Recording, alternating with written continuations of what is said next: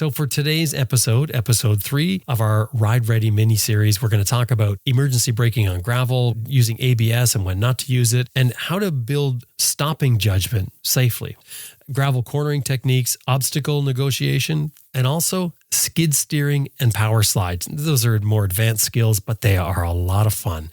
You'll find all 3 of our Ride Ready episodes at our website, adventureriderradio.com. They are under the Rider Skills link. I'm Jim Martin. This is Adventure Rider Radio. Stay with us. We got a good one for you.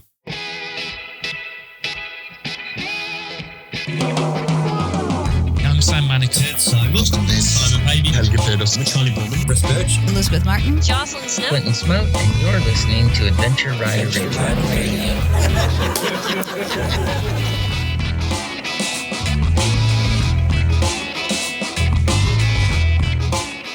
And Green Chili Adventure Gear offers American-made, heavy-duty luggage systems for all types of motorcycles. You can turn any dry bag into luggage using their strapping system.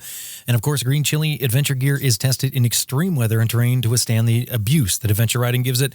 Tough, reliable gear. GreenChiliADV.com. Best Rest Products is the maker of the Cycle Pump, the best tire inflator for motorcyclists. You can inflate a flat tire in less than 3 minutes. Is founded, assembled, and warranted for life in the USA. They're also the inventor and retailer of the combination tire iron / wrench, the Hex Wrench. CyclePump.com. This is our 3rd episode and final one for our Ride Ready mini-series under our Rider Skills program. Rider Skills is an exclusive program we developed here at Adventure Rider Radio, designed to give you tools that will improve your riding both on and off-road. These segments are not supposed to substitute professional training. These are ideas and concepts that, should you try, you're doing so at your own risk. Now, suit up, find a safe practice area, and let's dive into cornering, weight shifting, skid steering, power slides, and emergency braking, all with Clinton Smout from Smart Adventures.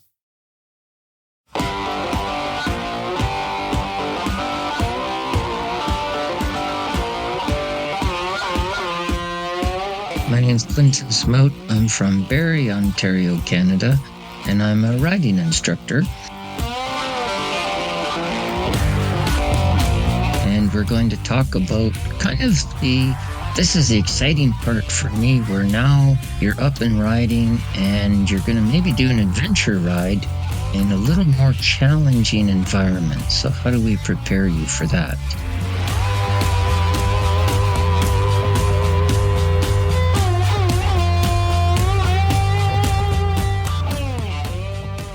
Clinton, welcome back. Hi, Jim. How you doing? Hanging in there, a little bit sick with a cough, but we're anxious to get bikes out again and get training and riding. Well, it's that time of year, isn't it, where you switch over from your winter activities, your winter training and tours, to your summer training and tours. Yes. And Mother Nature is my partner, and she's been a bit fickle. We suffered an ice storm where we had torrential rains. So you can imagine the tree limbs and trees are soaking wet. And then it freezes at night. And then high winds came up. So the phenomenally extra weight of the ice, the trees snap off 30 feet up in the air. So we had an awful mess in our forest that we're chainsawing through now. How much of a mess? Unbelievable. You can't even walk down the trail. There'd be hundreds of trees out in front of you and branches. So it's dangerous work. You really have to look up and say, okay, that one is bent way over. If I cut that one, it'll snap back and you could be hurt. So we're really taking our time and doing it properly. All the guys are chainsaw certified. We took courses, so we're doing it properly, but it's very tedious, very laborious, because, you got to cut up the tree to move it off the trail. So how much do you have to do? We've done probably 4 kilometers, and we've got another 13 or 14 kilometers left. That's just cutting the stuff. Then we have to get it out of the way before we can. No way. That's how much trail you have. Yeah. And that means we've delayed the opening of the business about a month. Is that right? It has to be safe. So you've got to move all the trees and limbs and debris way off the trail. so that there's no way somebody can get hurt if they go a little wide. Incredible. I always find this stuff interesting. It's horrible that it's happened to you, but it's always interesting to know what goes on in the background of these businesses. You don't realize how much work and how much preparation, all this sort of stuff goes into these businesses when you sign up for a course or something in the summertime. Yeah, it's true. It's kind of like enduro races or trials events, anything. People show up, they pay their entry fee, sign the little waiver thing, and off they go. But they don't really know what goes on to set up that trail, mark it, arrow it, clean it. And then when everybody's gone home, some crew's got to go in there and take all that out. Yeah. So, but we'll get it done. We got lots of firewood. We're going to start firewood business and sell firewood. Because there's that much. Oh my God, yeah. That's unbelievable, the carnage in the forest from this. Well, now you've got your work cut out for you for the next little while, obviously. Yes.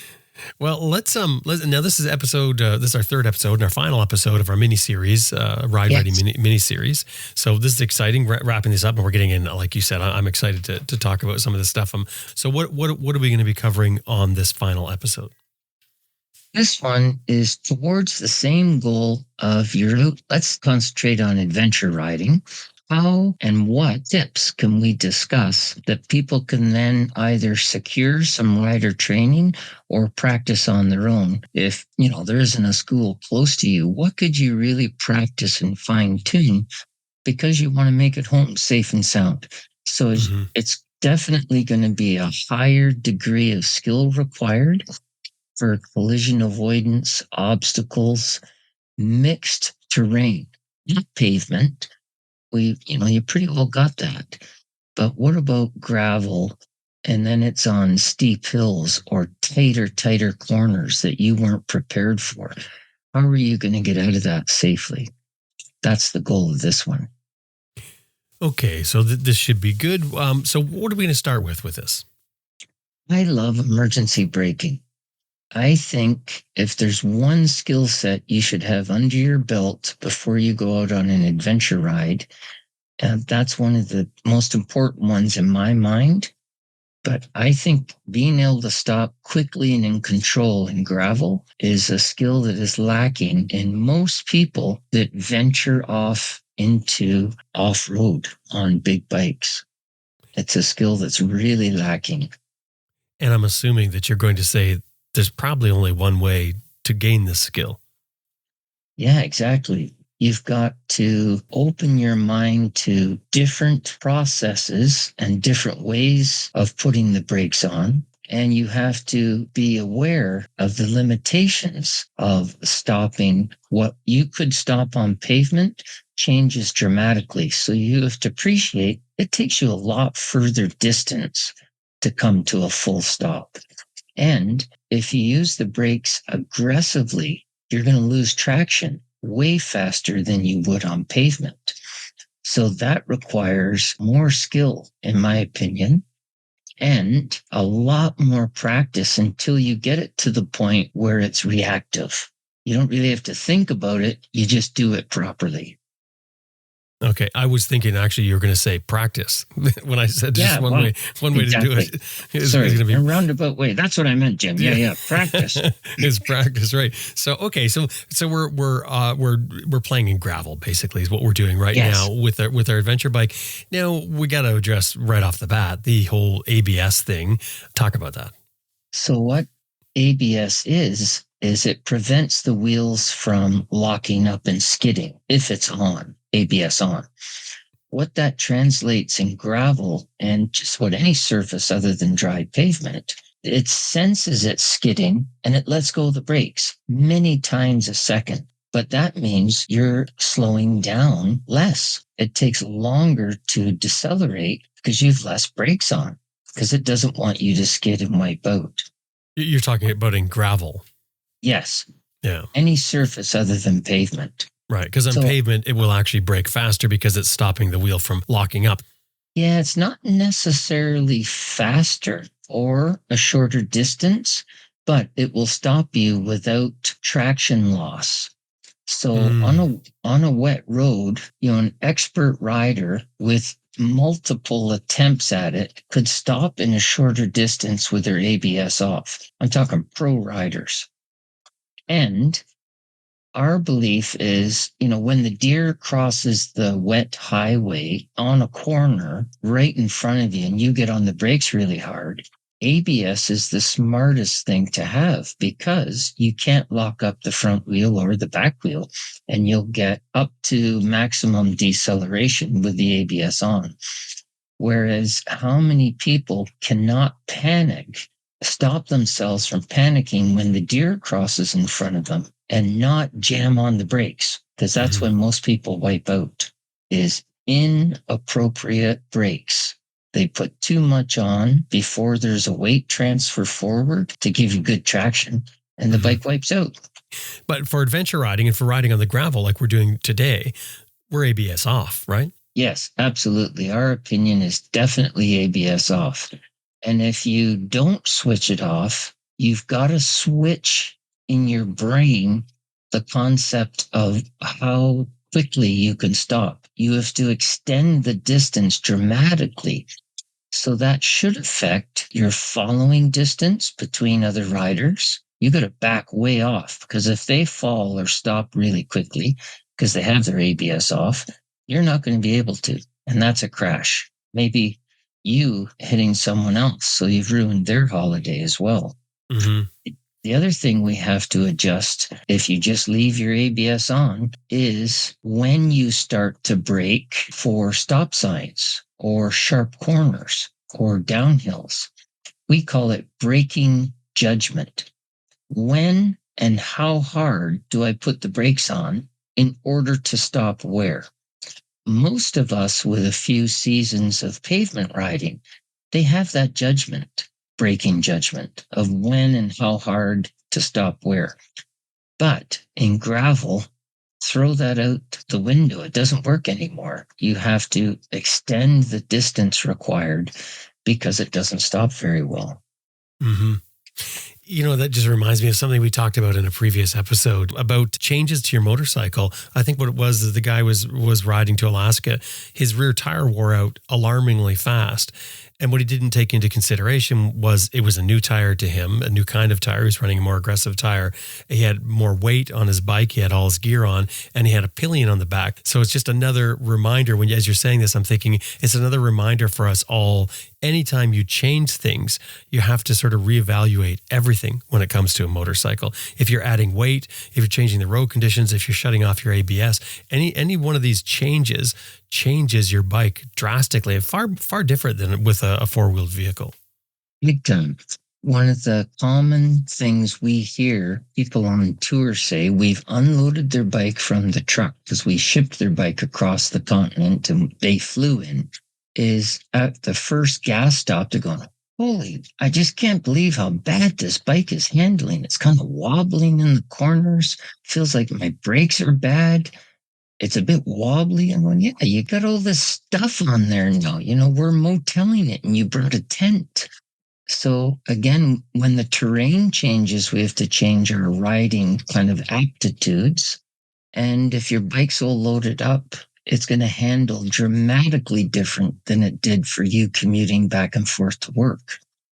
So that's what we have to do, isn't it, for this? We have to get out there with our bike on the gravel and we have to practice. We have to understand, get a feel for it. Obviously, all in all, ideal conditions. I know you always say that, but this is all a given, I think, at this point for this mini-series, is that everything we're talking about here is you have to do your own due diligence and make sure the conditions are correct. So go out and test it with the ABS on, see what it feels like, and then start practicing with the ABS off. Yes. So it's not a good idea to practice some of these little bit more advanced things by yourself. You could be under your bike and weeds growing up through you by the time someone finds you.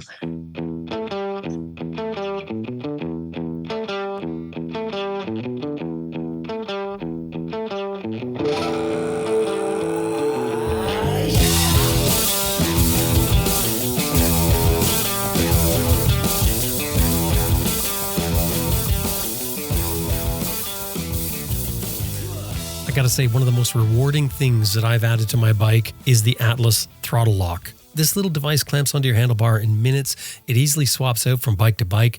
It looks, feels, and works like a fine quality instrument. In fact, no other throttle lock I've tried, and I've tried many, even comes close to the Atlas throttle lock. It's got 2 buttons on it, one for engage, the other for disengage, and built into those buttons is a tactile feedback that tells your thumb what you're doing without having to look at it. That's safety. Once engaged, the Atlas throttle lock holds your throttle position so you can relax your fingers, your hand, your wrist, your forearm, your shoulder. It literally changes the ride experience, making it more comfortable and safer by combating fatigue. With the Atlas, I've never had to deal with that iron fist that you get from holding the throttle position after you've been riding for miles and miles. AtlasMoto.com is the website. Anytime you're dealing with them, throw in there that you heard them here on Adventure Rider Radio. AtlasMoto.com. Renadian Motorcycle Adventures offers tours in Africa, Canada, Scotland, New Zealand, South America, and Mongolia.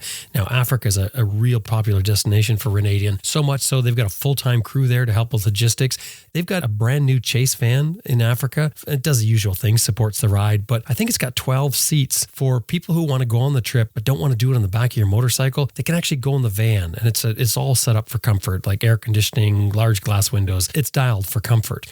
Renadian has another company called Canadian Motorcycle Rental, CMR. They've got locations in Kelowna and Penticton in British Columbia, Calgary in Alberta, Toronto in Ontario, and Halifax in Nova Scotia. Now, Canadian Motorcycle Rentals has newer BMW motorcycles to rent, so you can do your own adventure. You fly in, rent from CMR, and hit the road. Great if you're maybe visiting a friend and you want to ride with them. If you just rent from CMR, Canadian Motorcycle Rentals. CanadianMotorcycleRentals.com. Anytime you're dealing with them, throw in there that you heard them here on Adventure Rider Radio. CanadianMotorcycleRentals.com. So back to the gravel and braking thing. Do you have more on that? Yeah. What we do is, as you suggested, just to kind of convince people, we want to alarm them a little bit in a safe way. So we'll get them buzzing along in second gear on a big bike, 30, 35 kilometers an hour, something like that. And have their ABS on and try stopping. And their eyes get big, Jim, because as you know, it doesn't lock up. So it keeps letting go of the brake, putting it back on, letting go of the brake, which takes a lot further distance. So we set up 4 pylons in the shape of a box, and most people they just go right through the box with big eyes. Then we say, once they believe ABS isn't working as good as they thought it should, now try ABS off and hammer on just the rear brake. We want people to get experience with, just because the back wheel is locked up and skidding, doesn't mean you have to jump off. Doesn't mean you have to scream. You just control that skid with steering. If it, the back end steps out, just control it. Look where you want to go, point it that way. Now, the final stage, and you got to be careful with this, is you add very careful 1 or 2 fingers only front brake application at the same time as you're hammering on the rear brake. And that will give them the shortest stopping distance. And you always have the same box, the same braking. You don't change that. But what we're altering is the way the brakes on the motorcycle work. And we're influencing their brain decision on how hard to grab when in order to stop where. So what they gain in this half-hour lesson of repetitive braking is braking judgment for gravel. That's the whole goal of that lesson. And not to freak out if it skids. That's our gravel braking lesson. Okay. And what's the next thing we're going to talk about? So next, I think we should address cornering in gravel. Again, it changes compared to pavement, because if you think of it, we've got little marbles under our tires. So let's pretend we're turning to the right. On pavement, what you do approaching the corner to initiate the turn is a very gentle push with the palm of your right hand. You push that out. So if you're analytical and you look down from above, the front tire is out tracking from the rear. It's pointing just a little bit to the left. But what you've created in counter steering is a shift of weight, and the mass of the motorcycle is now leaning to the right. You can't turn a motorcycle unless it's leaning. The most efficient way to create and control the lean and the turn is with this push steering we're talking about. So if you've got good tires, warm day, good traction on the pavement, you could lean over far enough that your right knee could be really close to the pavement. So you could take corners faster on pavement because there's better traction and you can lean over further. Because the faster we go on two wheels to take a corner, we have to lean it over more. I think everybody would agree with that. But now there's no pavement anymore. Now you're going into the same geometry of the turn. The engineers designed the turn in the road. It's exactly the same. But it's very hard for most people to go the same speed because now we're turning to the right in the gravel. As the front tire starts to enter the corner and it's leaning over, there's all kinds of physics happening. But the front tire has a tendency, because of the marbles underneath the gravel, it doesn't go to the right. It slides out a little to the left. And that's when you'll get a scream in the helmet because it feels like it's going to fall down. And if it doesn't regain traction, it will fall down. So the first tip we'd like to pass on for adventure riders turning in gravel, especially if you don't know the road, slow the heck down. There's no need to go as fast as that person in front of you. Ride your own ride. Don't chase the person in front of you. So off-road, gravel corners, way less speed. Do all your downshifting and braking before you start to turn it in. So you do that on the approach.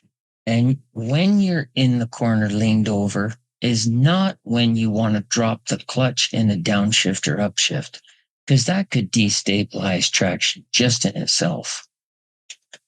So cornering in gravel is way different. It is way harder, and it takes more practice to get comfortable with it.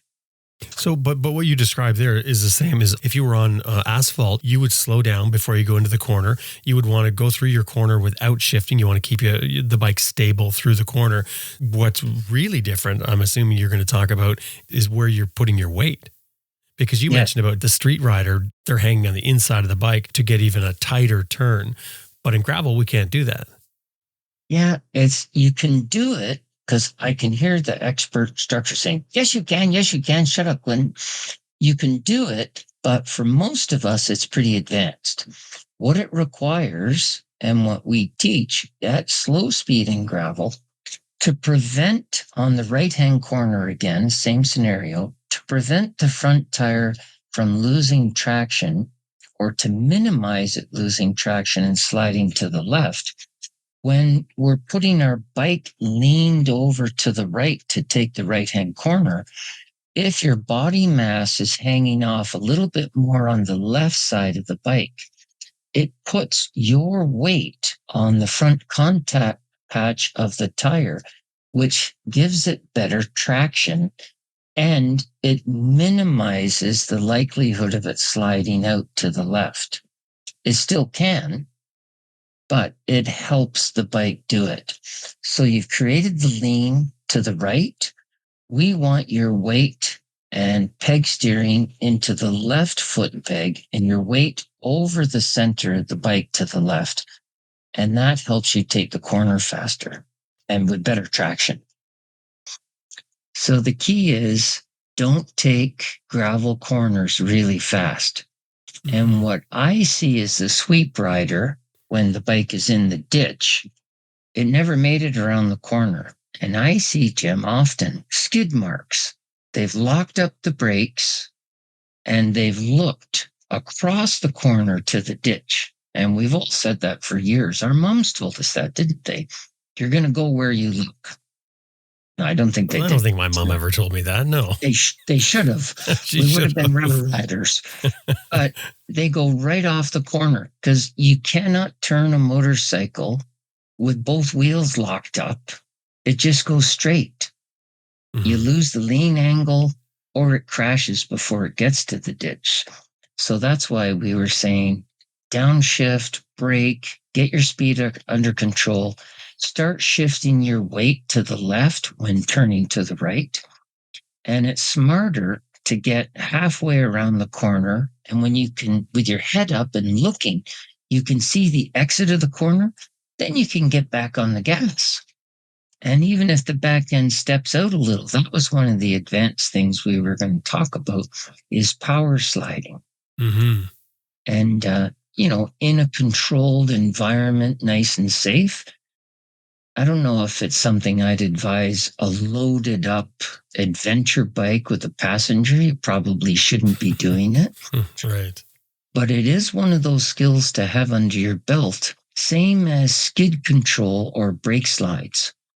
If it happens inadvertently, you didn't plan it, but you get on the brakes and holy smokes, you look at the corner of your left eye and you see the back end of a motorcycle and you say to yourself, it's my bike. It's coming around sideways. If you've done skid control or brake slides, you'll know how to correct that and not fall off. Mm-hmm. But a lot of people, when the bike gets out of shape, not only do they fall off, it's a high side if they don't correct it properly. Well, and we're going to talk about that today, I know. So I'm looking forward to that in the part 2. But the other one you wanted to talk about was obstacle negotiation? Yes. So the likelihood of you finding things in front of you on an adventure bike off-road, it goes way up when you leave the pavement. Pavement, the odd time you might see something that's fallen off of another vehicle, potholes. But off-road, it's usually terrain problems that's caused by environmental, heavy rains, heavy trucks creating ruts when the ground gravel was soft. Those kind of obstacles can really mess up adventure riders. So part of our training and part of the practice we recommend is being able to stand up and ride over things that you can't swerve around or you didn't have time to brake. The odd time it just pops up and you think, oh my God, I got to go over this. Mm-hmm. You can. A Goldwing, a Harley Davidson full decked out bike will go over a muffler or, let's say it's a stuffed teddy bear. It will go over it if you can avoid it, but you can help the motorcycle do it. So our instinct, when our eyeball tells the brain, holy crap, there's a tree down right in front of me. Now, there's no branches sticking up. It's just the trunk of the tree, but it looks like 12 inches tall. It's a foot of maple tree. How am I going to get over that? Your first instinct is, holy crap. That tells your right wrist to chop the throttle off. That's the first instinct that we want to go against. Because if we chop the throttle on any motorcycle, the weight transfer forward squashes, our ground clearance gets smaller, and our front suspension is bottomed out probably, or pretty close to bottomed out. Then you hit the log, you're going over the handlebars. It's going to be ugly. So what we start with small logs is we get people, first of all, to stand up in that tiger position we've talked about. Bent knees, bent back, loose grip with your hands on the handlebar, elbows up, eyes up. Try to hit the log as perpendicular as possible, but do not shut the throttle off. And just as you're about to maybe 1 meter or a yard before the log, the simplest thing to do is give your motorcycle a little shot of throttle. Now, what does that do to our front suspension? Are you asking me? It elongates Yes. your front suspension. Well done, Jim. Yeah, if there's a long pause, I'm hoping you're still there. Okay. So it stands the bike up a little bit taller. Our ground clearance just increased. And we've got full length of our springs in the front suspension. So when you hit the log, you're way more likely to have the suspension and ground clearance to get the front wheel over it. And then we shut the throttle off because you don't want to hit the back wheel spinning high RPM when you hit the log. There's less chance of getting over, more chance of losing traction. So to ease people into obstacles, we do a 4 or 5 inch log. The height of the nut on your front axle, the height of your front axle, if that's taller than the log, you do not need to give it a shot of throttle, Jim. What you need to do is stand up in that bent knee position and bump over the small log. Did you do any weight transfer or anything? Stand right up above the pegs. The front wheel's going to come up probably off the ground. So you can lean forward just a little bit then, but it isn't necessary to do huge weight transfer with this bump system. Now it's 8 inches, 10 inches log, and we practice this gradually.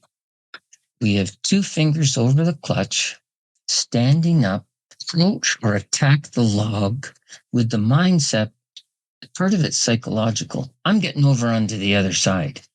You hit it perpendicularly, and then if it's a little taller, a meter or a yard away, when your front tire is that distance from the log, give it a shot of throttle.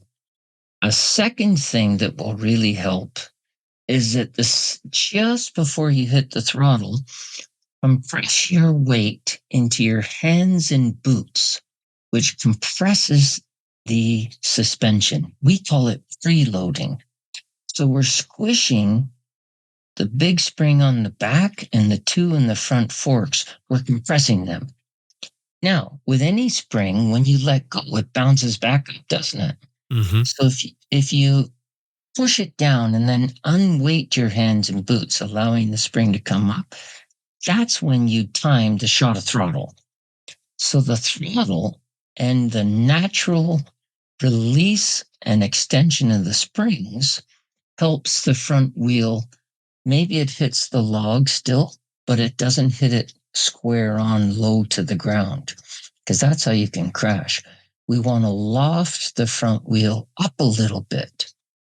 Not 6 feet tall in the air, that's way more advanced, but we want to hit that log under power with our springs elongated as much as possible. So the preloading, boots and hands, and the shot of throttle and the clutch release, when that's timed properly, it'll smoothly jump over the log. It's really fun to do. And when you say preloading, it's almost like you're getting ready. You're starting to jump.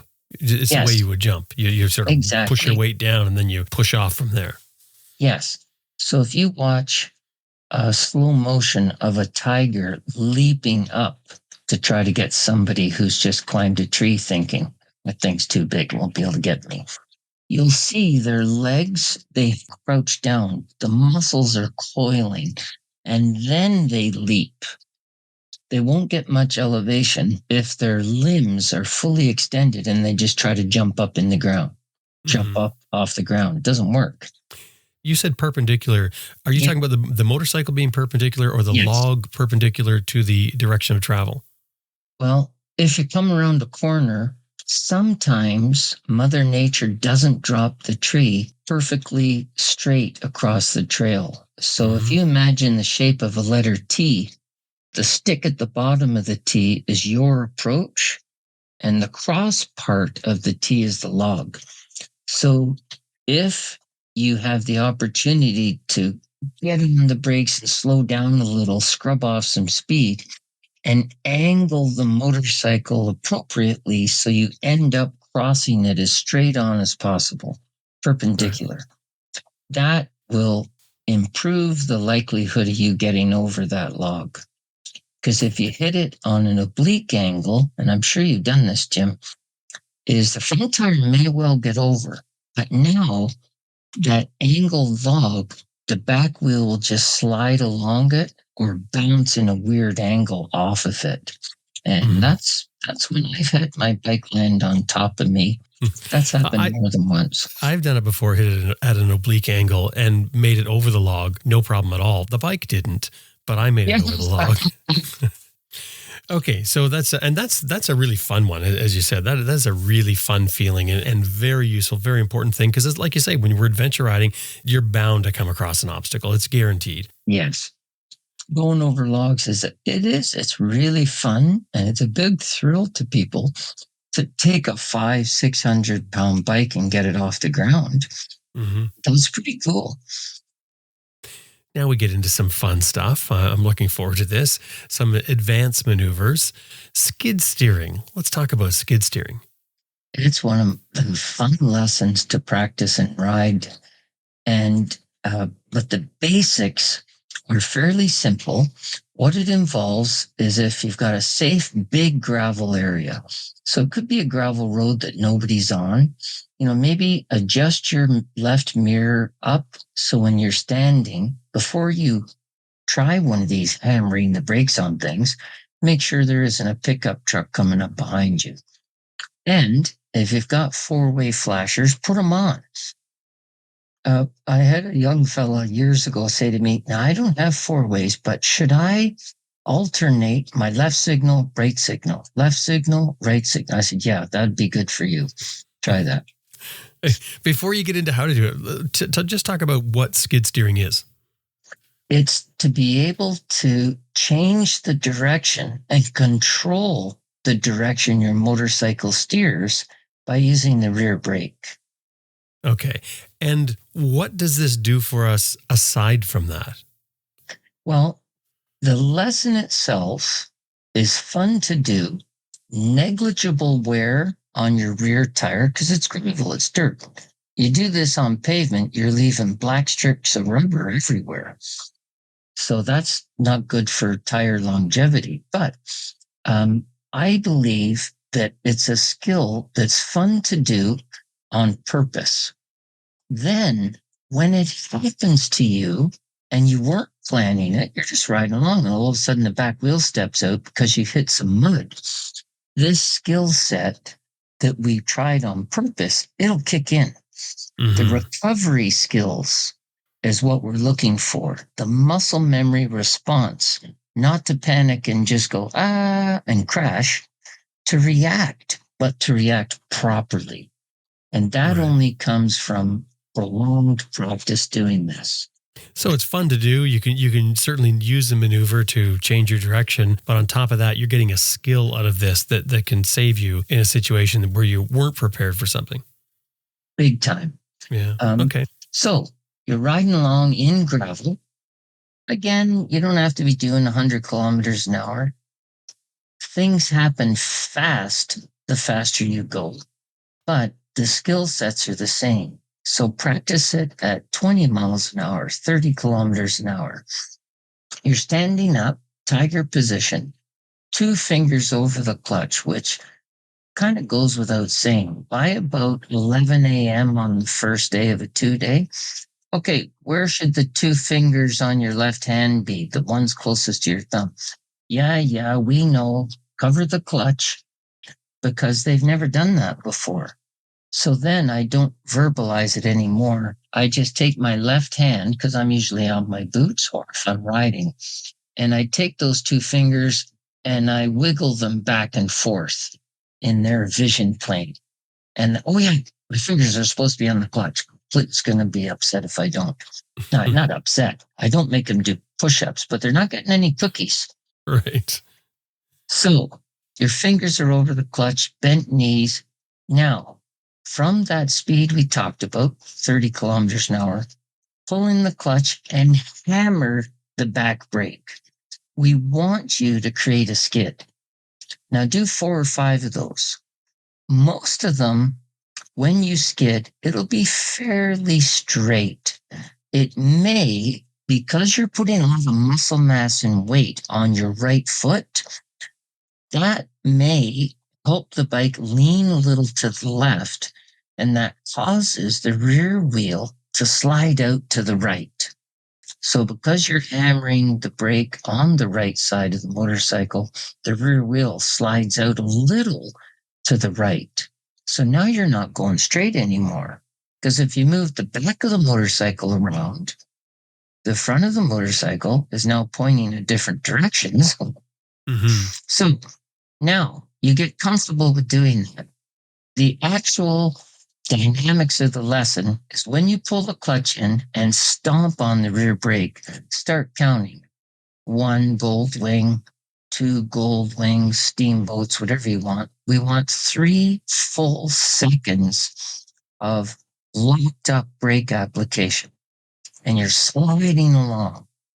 Then, just before you stop and lose balance, have to put a foot down, get off the brake, slip the clutch out, and get your speed back up and do it again and again and again. Then, okay, guys, let's move on to stage 2. What we now want you to do is add one other little adjustment. You're going to get it up to speed, pull in the clutch, stomp on the rear brake. But now, as soon as you sense the back wheel's locked up, we want you to turn your handlebars just a little bit to the left. So if the front tire was pointing straight, and think of that as the face of a clock, we want you to turn the handlebars to 11 o'clock, not 9, because that's a crash. Just a very gentle nudge to the left. When you do that, that skidding back wheel will step out or slide while it's locked up to the right. Fantastic. We love it to see that. So you're making kind of a letter J shape with your skid marks in the gravel. Now, you're going to hang on to the brake for 3 seconds. As those 3 seconds have elapsed, we want you to pull the bike back straight before you let your foot off the brake.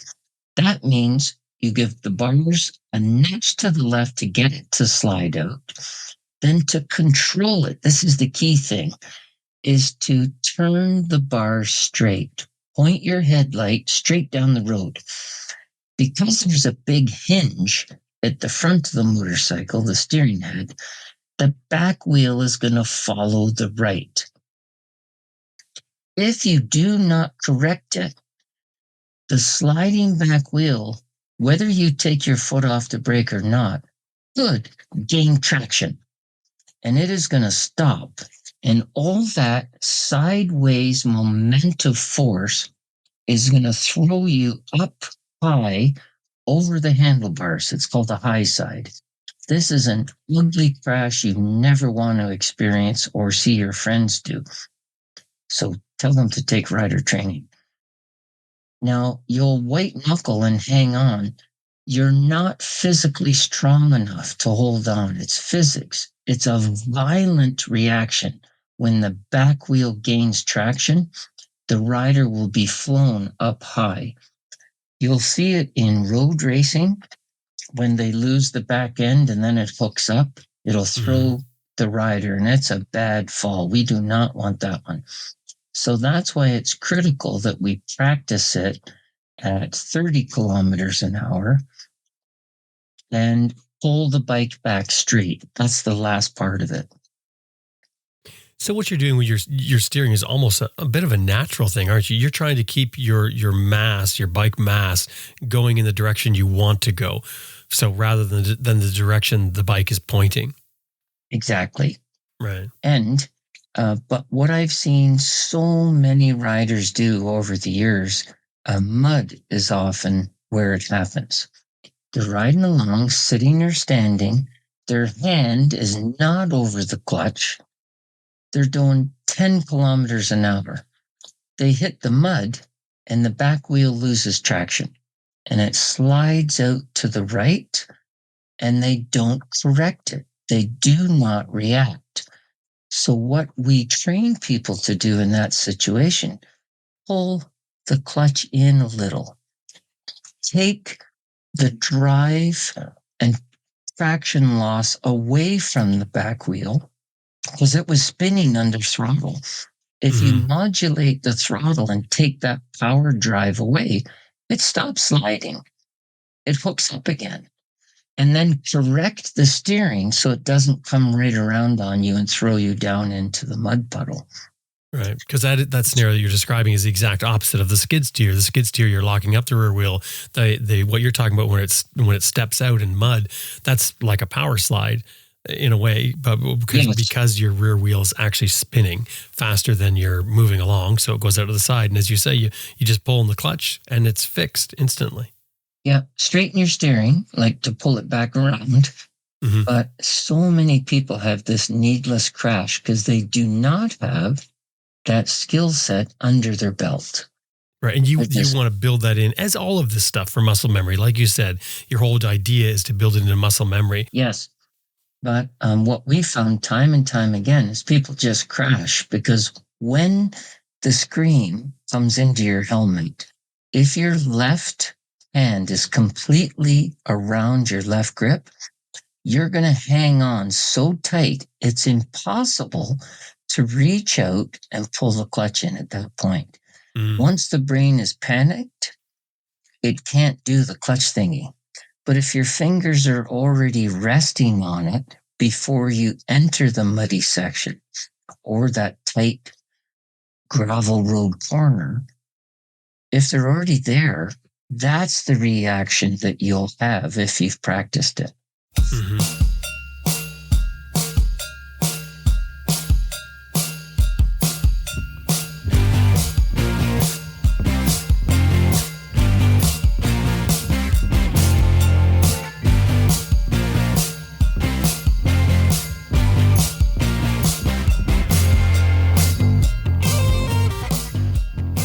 See and be seen. That's the Cyclops Adventure Sports motto, and I think it's one that every rider should adapt.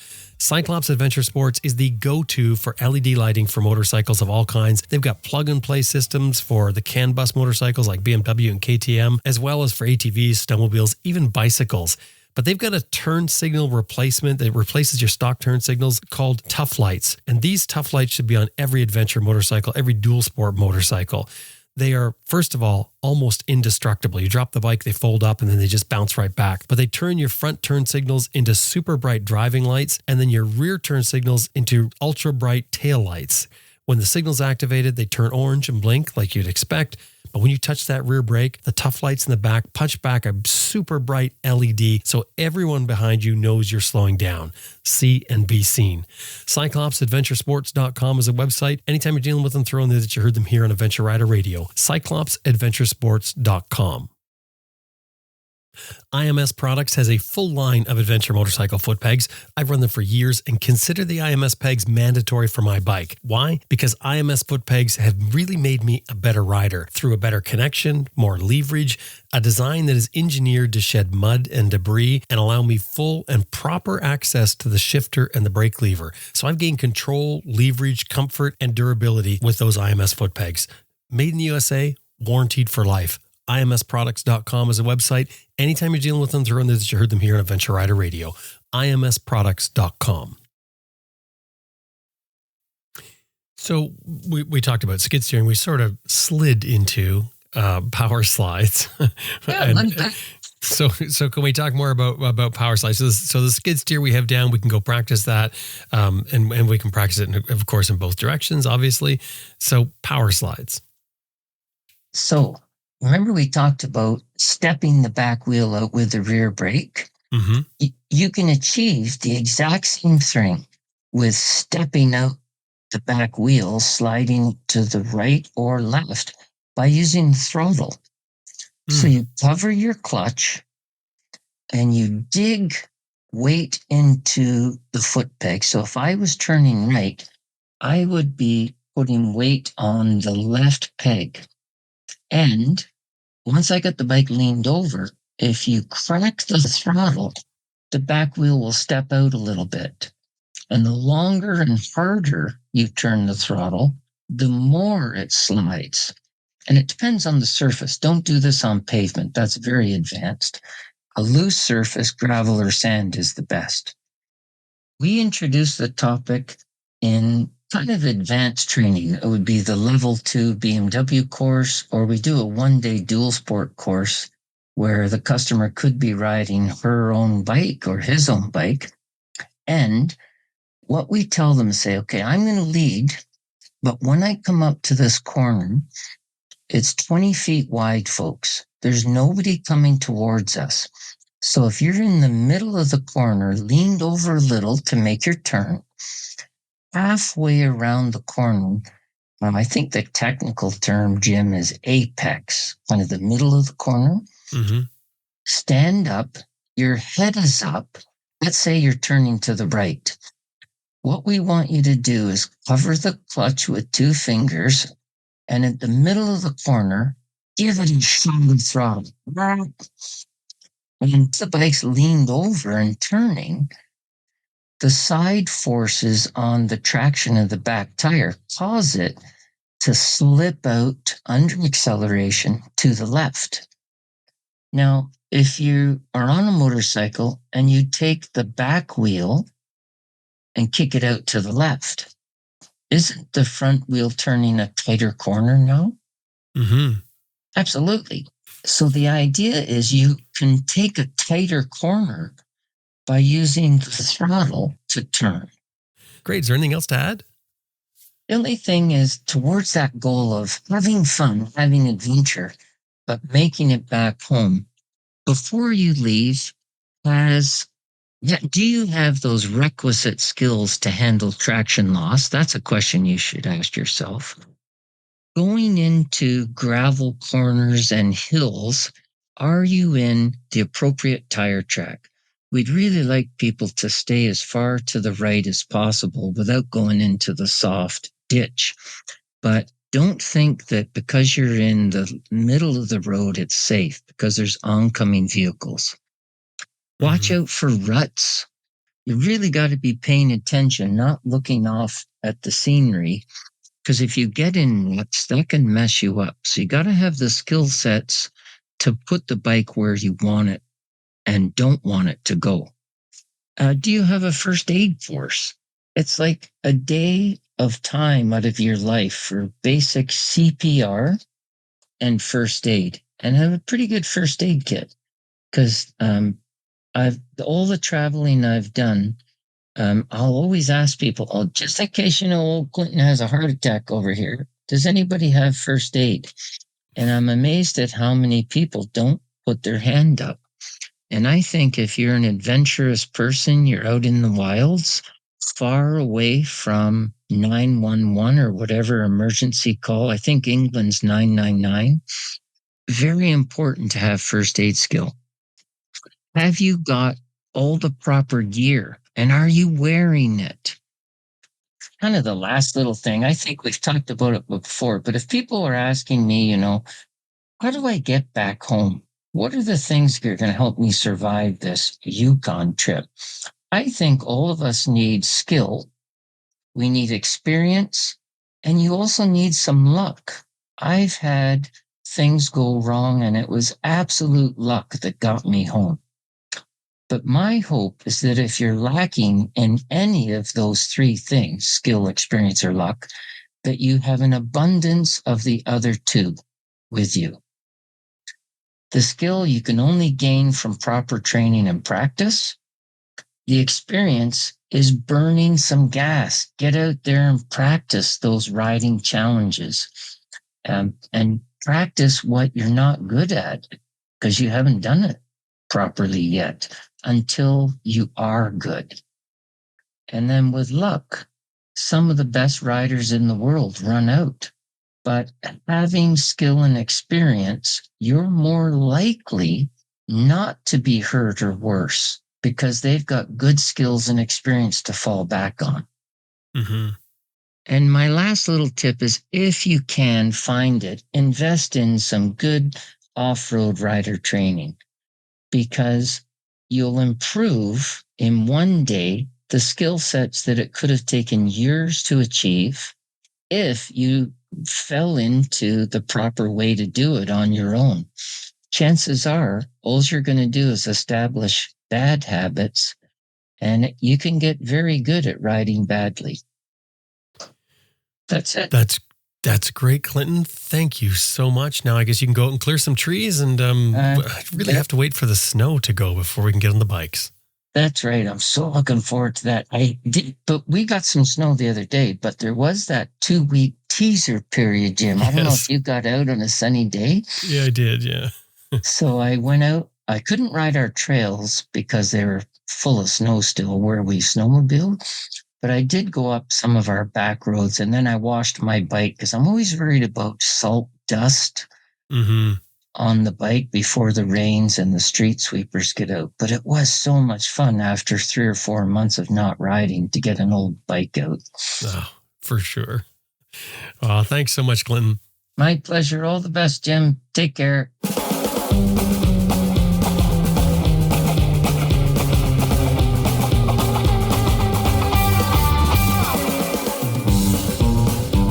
Speaking with Clinton Smout from Smart Adventures in Ontario, Canada. His website is smartadventures.ca. This concludes our Ride Ready mini-series. If you've missed the first and second ones of the series, the link is in the show notes for this episode, but you can always find the Ride Ready mini-series under Rider Skills on our website, adventureriderradio.com.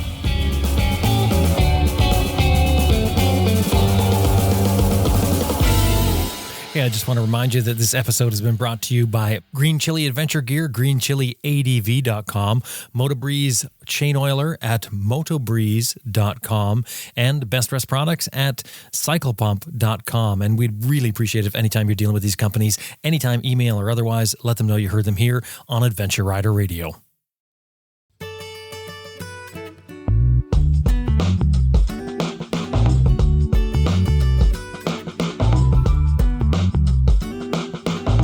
That about wraps up another episode of Adventure Rider Radio, and we sure hope you enjoyed listening to it as much as we did making it. Special thanks to our producer, Elizabeth Martin, and you. Thank you very much for being a part of the show by listening.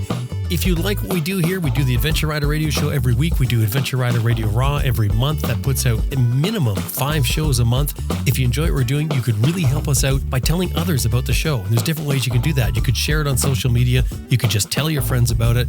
Also, you could go and give us a 5-star rating anywhere you find the podcast, whether it's on Facebook or iTunes or Spotify. We would really appreciate it if you could do that.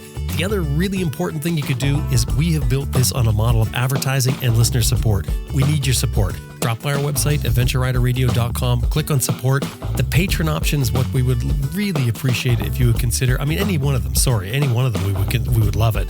But the patron option means that you'll be there each month, and it's not a lot of money. I mean, just think about what you're spending on coffee or whatever else and how much you get out of that. I mean, think about what a cup of coffee costs and how long you have your cup of coffee before it's gone and forgotten. These shows are always there for you to listen to. And if you want to hear ones without ads, by becoming a supporter on Patreon, you can hear an ad-free version. All that's at our website, adventureriderradio.com, and click on support. Well, now it's time to get out there and ride your bike if you can. My name is Jim Martin. Thank you so much for listening, and I will talk to you next week.